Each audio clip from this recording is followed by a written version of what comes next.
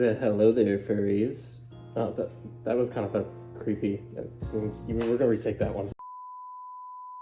Hi guys, it's Devlock here. I kind of decided that I'm gonna start making kind of videos on answering questions and things like that. I tried to go through all the comments I have, and I do the best I can to reply.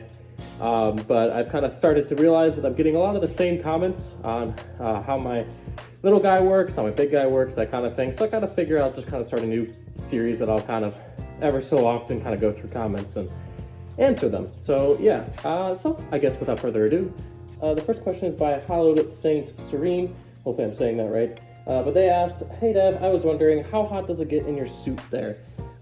So pretty much for temperature, it's not much hotter than a normal fursuit, if hotter at all, actually. I don't overheat too often. The biggest issue I have is if I'm moving a lot on it or moving around a lot, it will take more energy and effort to move around in the suit. So obviously that's going to expend more energy, and yeah, but for the most part, it stays pretty cool. I mean, as much as a fursuit can stay cool, but yeah, it's not really anything crazy more hot. Sometimes I might have to take extra breaks if I'm moving around a ton in it, but for the most part, it's really not that bad. So yeah. The next question I have is from the K9 Den. They ask, okay, who gave you a weapon? You better not. You better not. You put that down right now. You put that down right now. You stop that. Yeah, that's classified information. Don't worry about it.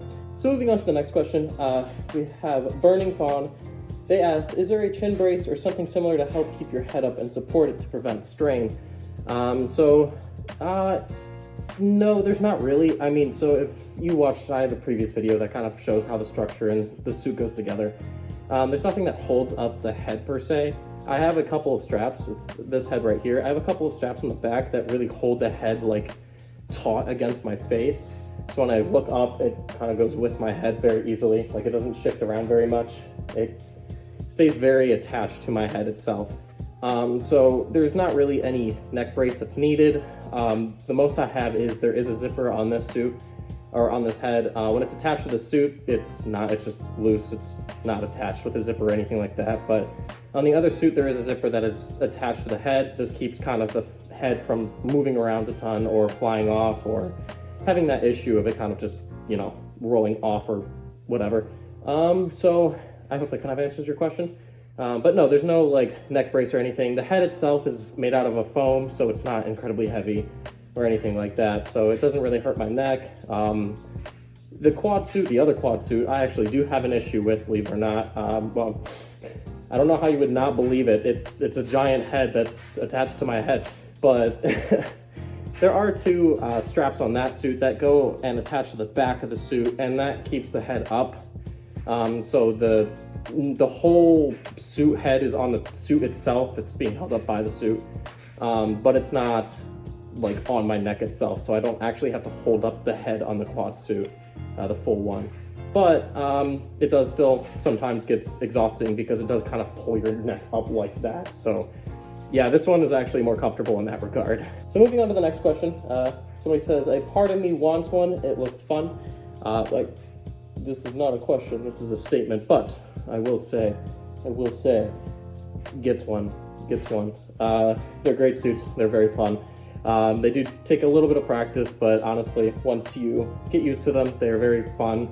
They're actually very easy to move in, despite what it looks like. So yeah, they're great. And also, I can like start an army of us. We can kind of rise up, and I'll be, you know, the leader and stuff. So yeah, I think we should do that. Yeah. Moving on to the next question, we have CS Echo Ducky. If you're open to technical questions, how much padding is on the knees, and how much does it actually shock absorb? Absolutely love the suit design, by the way. Well, first off, I appreciate it. Second off, the padding it's not an incredibly thick padding. This is impossible to do with gloves, Jesus Christ. But yes, you can see that. So it's about, honestly, 3 or 4 inches. I don't know why I didn't just start with that. but it's about like 3 or 4 inches of padding. But the foam is it's a tougher foam. So it's designed to be very supportive, so it can actually hold up your body weight, but at the same time be able to take an impact and not just be as hard as a rock. This is so you can be performative in the suit and move around a lot easier than, you know, if it was soft foam. If it was soft foam, A, you would need a lot more foam, and B, it would not be able to support your body very well on top of like a floor or something. So I'm able to actually support my whole body because the foam is very dense and very thick. So it makes it a lot easier to be performative. So yeah, and they're also like kind of custom molded to fit an elbow and a knee.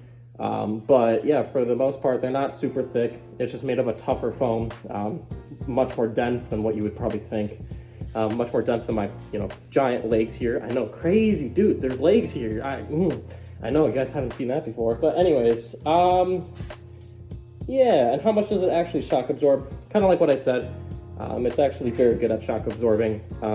There's not much issue.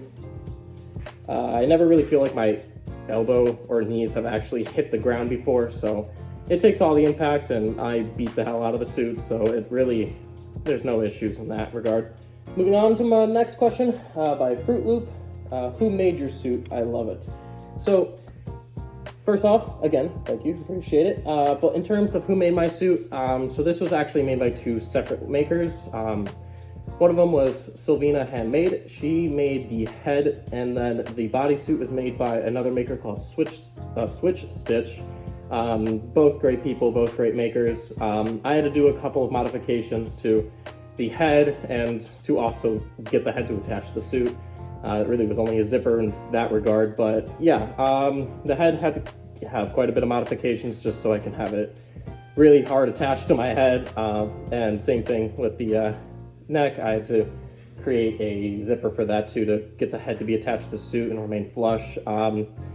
But yeah, no, it was great. I'm happy with both of the makers. I'm happy with how it came out. I think Sylvina Handmade did a really good job at creating the derpiness of this guy. And also just the engineering of the bodysuit was really well done by Switch Stitch. Honestly, without that type of engineering, I would not have been able to be as performative as I am in it and what I want to be in it. So yeah, no, both makers are great. I recommend checking them both out. All right, so next question we have is, do you constantly have the issue of people tripping over you at crowded cons or tight panel rooms?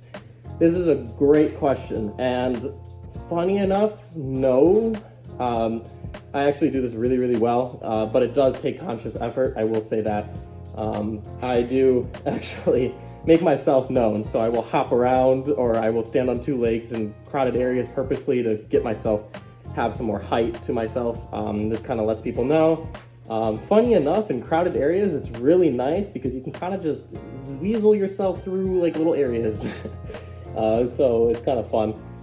But yeah, no, honestly, I've never had anybody trip over me. I've never had anybody, you know, get surprised, but that's also taking conscious effort from me. I'm making sure I'm scanning my surroundings, making sure I'm not being, you know, in front of somebody's feet, making sure I'm not, you know, being in the way or whatever like that. And in crowded areas, I do take precautions, like standing on my 2 legs and trying to gain my height, oh my God, what was that?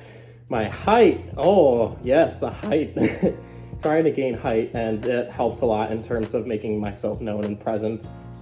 So another question I have is, how do you remove the suit without a person to help? In my previous video, I touched up on this a little bit on how my suit kind of works. I actually reach behind me and I pull down the zipper. I will post a video on that later on me actually taking the suit off on my own, because this has been a question asked many, many times. And I would kind of like to just show it, but it's always faster for somebody else to do it, obviously.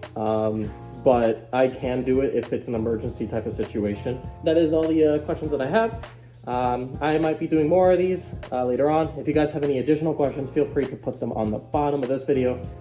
We'll see how this goes. I'm kind of seeing if this is kind of a good thing to be doing. So yeah, no, if you guys enjoyed this video, let me know.